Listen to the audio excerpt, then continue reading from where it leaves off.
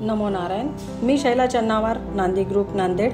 Home स्क्रीनवरील वाचन कट्ट्यावरती तुम्हा सर्वांचे स्वागत आहे. नशीब, संचित कर्म, प्रारब्ध बदलता येते का? लहानपणापासूनच आपल्यास नशीब, विधिलिखित या शब्दांची ओळख करून दिली जाते. आपली आणि आपले भविष्य याची चर्चा करण्यास सुरुवात होते. आपल्या जन्मापासूनच आपला जन्म किती व कोणत्या नक्षत्रावर झाला याची पहिली नोंद ठेवली जाते. पुढे तोच आपला जीवनाचा मार्ग होतो.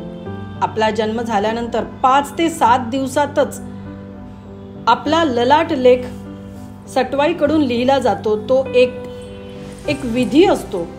त्यास सटवाई पूजन असे नाव आहे. आपल्या जन्मापूर्वीच आपले भविष्य निश्चित असते असेही सांगितले जाते. आपला जन्म कुठे, कधी आणि कशासाठी होणार याचे पूर्वनियोजन असते. यातून चालू होतो भाग्य, दैव, संचित, प्रारब्ध, नशीब, ललाट, तकदीर, नियती, विधी घटना, विधिलिखित आणि प्राप्तन. या शब्दांचा खेळ काही ठराविक पालकच पत्रिका किंवा कुंडली विषयी मुलाच्या जन्मापासूनच जागृत असतात. इतर मात्र आयुष्यात काही समस्या निर्माण झाल्यावर या विषयाकडे वळतात. सर्वसामान्य मात्र नशीब हा एकच शब्द सर्वांबाबत लागू करतात. नशीब या शब्दाचा वापर आयुष्यात इतक्या वेळा आपणास ऐकावयास मिळतो की प्राणवायूपेक्षा आपले जीवन हे नशीब याच एका गोष्टीवर अवलंबून आहे याची आपणास खात्री पडते. मग चालू होतो आपल्या आयुष्यात दैवाचा खेळ. नशीब, दैव, भाग्य, प्रारब्ध नावाच्या एका जाडजूड खुंट्याला आपण स्वतःला बांधून ठेवतो आणि त्याच्या भोवती आयुष्यभर फिरत राहतो. हे सर्व खरे की खोटे याचा मनात संभ्रम असला तरी आपण आपल्या आयुष्यात या गोष्टी कधीच पूर्णतः नाकारत नाही. आता कर्म आणि नशीब कसे आपल्या वाट्यास येते याचा पूर्वापार समज काय आहे? आपल्या परंपरेत आपला हा जीव म्हणून 84 लक्ष योनीतून प्रवास करत असतो. प्रत्येक जन्मात तो जी कृती करतो त्या कृतीवरून त्याच्या मनुष्य जीव म्हणून असलेल्या खात्यात चांगले किंवा वाईट बाजूस भर पडत असते. याचा हिशोब चित्रगुप्त नावाचा यमाचा सहकारी ठेवत असतो.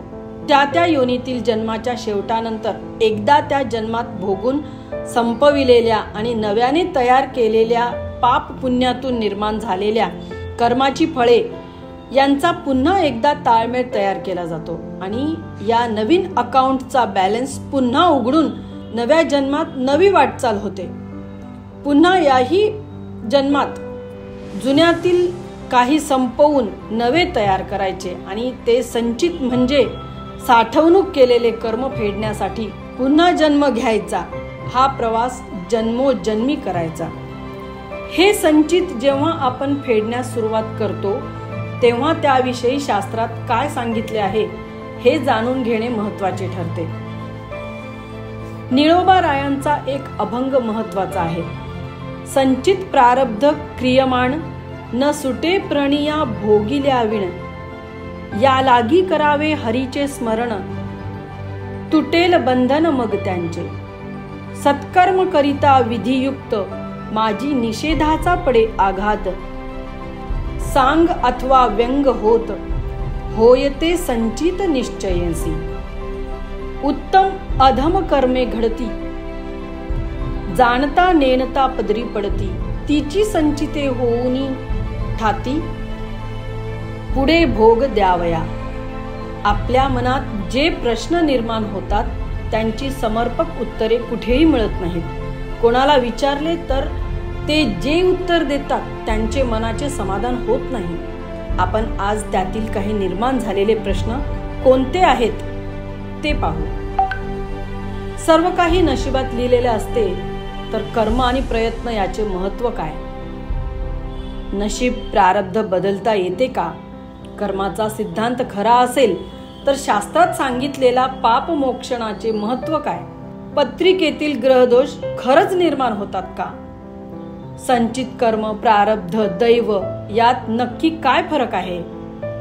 मनुष्य योनी वाचून इतर योनीमध्ये पाप पुण्य तयार होते का? जर होत नसेल तर संचित त्या योनीत संपते का? हे सर्व खरे मानले तर इतर संस्कृतीत याचा उल्लेख आहे का? असे अनेक प्रश्नांची उत्तरे आपण शोधली पाहिजेत.